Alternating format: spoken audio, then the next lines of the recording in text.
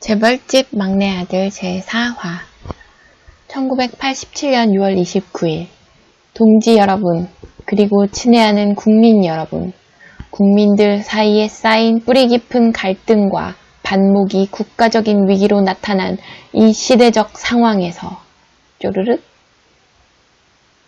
6.29 선언을 수용하겠다는 현직 대통령의 입장 발표. 이 선언은 정부의 공식 선언이 되겠지. 이제 새로운 대권 레이스가 시작된다. 그렇다면 진 회장은 어떻게 움직일까?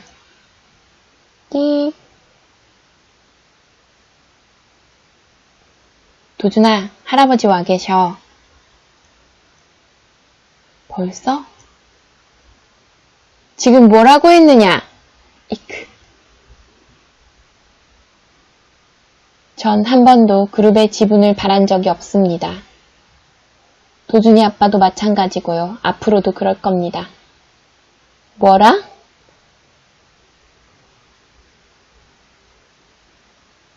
도준이가 그룹 일을 잘할 수 있도록 키우라는 아버님의 뜻은 이해하였습니다. 하지만 도준이는 이제 겨우 10살입니다. 어떤 일을 하게 될지는 성인이 된 도준이가 결정하도록 내버려두고 싶습니다. 순양그룹에 지분을 준다는 게 어떤 의미인지 몰라? 너희를 다시 자식으로 받아들이겠다는 거다. 그런데 내가 주는 마지막 기회마저 차버리려 하는 거냐? 죄송합니다, 아버님. 우리 부부는 도준이가 하고 싶은 일을 하며 살기를 바랄 뿐입니다.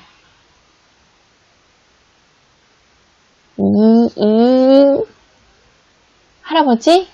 깜짝?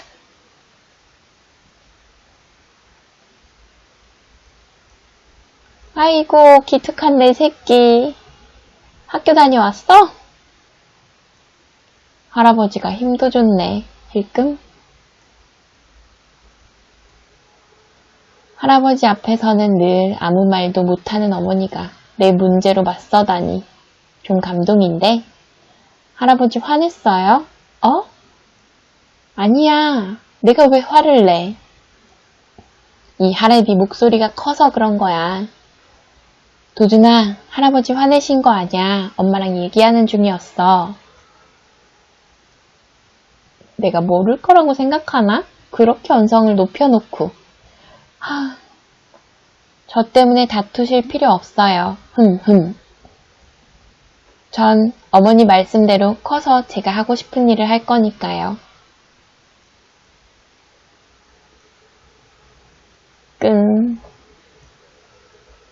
아이고, 무서운 것 없는 양반이 손자한테 이런 말 들었다고 서운한가 보네. 그래서 전 커서 할아버지처럼 큰 회사의 사장님이 되고 싶어요. 띵. 하하하하.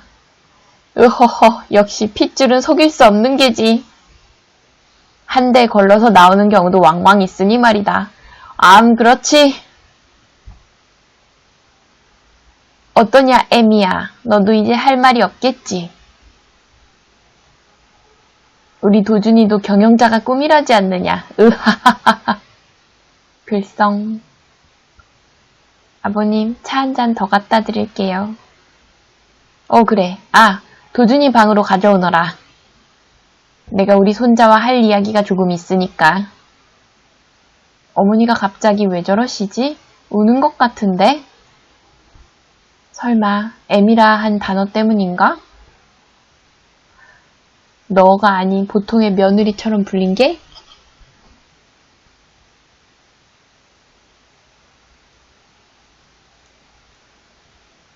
도준아, 며칠 전 내가 했던 말을 기억하니? 네? 무슨? 새 친구 이야기 있잖니. 힘있는 새 친구? 그래, 바로 그 이야기 말이다.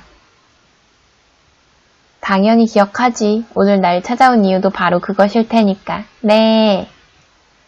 네 말대로 그 새 친구들에게 선물을 보냈거든. 친하게 지내려고 말이다. 그러셨어요?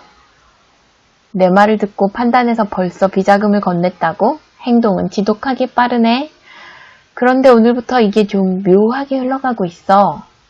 그 세 명이 사이좋게 지내면 좋으련만 다투기 시작했거든. 2등, 3등이 힘을 합해서 1등을 이기려고 하고 있거든. 그래서 내가 곤란해. 나도 이젠 딱 하나만 선택해야 하니까 말이다.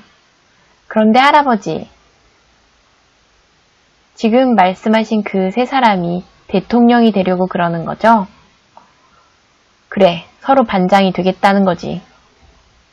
그럼 2등, 3등이 힘을 합쳐 이기면 반장, 부반장 되는 건가요?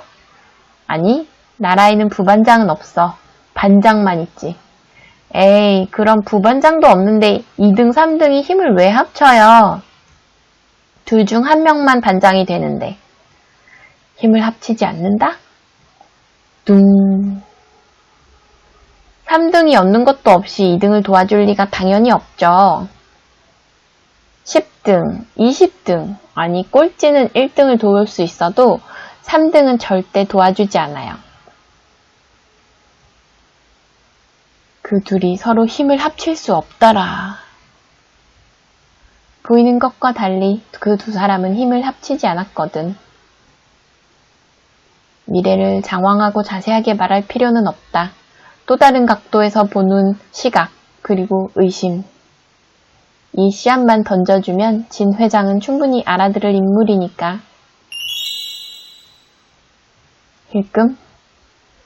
순양그룹의 사장단은 물론 내가 만난 유력 인사들 모두 단일화를 의심치 않았다. 단일화가 될 리가 없다고 말한 건 도준이 하나뿐이야. 물론 정치적 상황과 흐름을 모르기 때문에 이런 생각을 할 수도 있겠지. 하지만 도준이는 인간의 욕심을 정확히 꿰뚫어 봤어. 근거 없는 이야기가 아니야. 턱.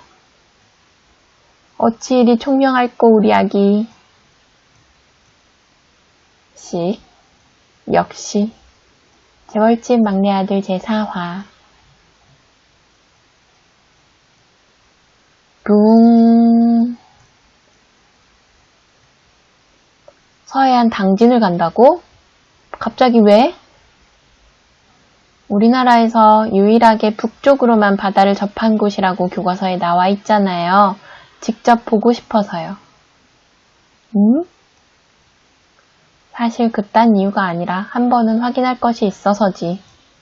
바로 이때의 나, 윤현우는 어떤지. 윤세탁소. 있다. 내가 자란 집. 꿀꺽. 부모님을 마주치면 뭐라고 해야 하지? 얼떨결에 아버지나 어머니라고 부르면?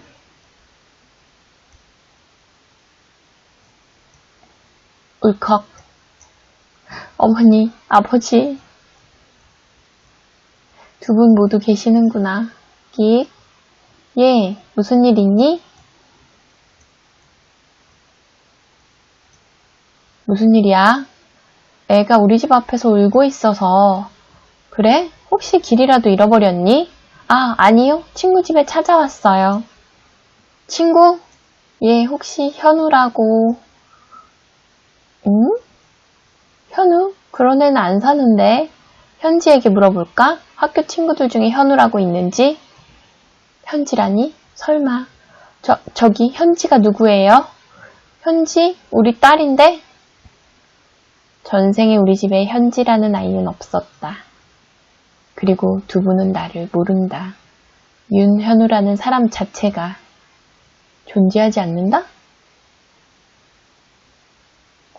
자, 1987년 그때 당시에 어떤 일이 있었냐면 그때 우리가 12.12 군사 반란으로 전두환이 대통령을 하고 있었는데 그때 반란의 주역 중 하나였던 같은 장교 출신이었던 노태우라는 분이 결국 당선이 됐어요. 근데 이 1987년 6월에 그 전에 연세대학교 학생이었던 이한열이라는 분이 경찰이 쏜 최루탄에 맞아서 숨지게 되면서 국민들이 들고 일어나서 6월 항쟁이 거셌고 그래서 군부가 이렇게 사과를 하고 하면서 직접 선거, 직선제로 대통령 선거를 하게 됐어요.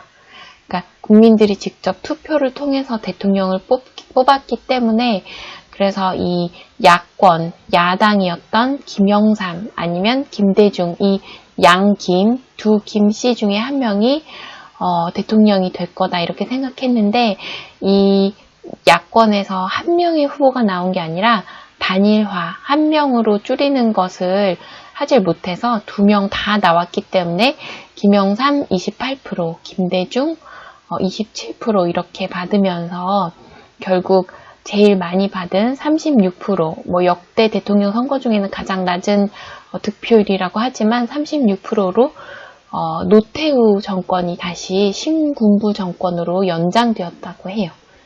그래서 이 사건에 대해서 이미 미래를 알고 있었던 윤현우가 진도준의 몸으로 들어와서도 그런 얘기를 할아버지한테 한 거죠.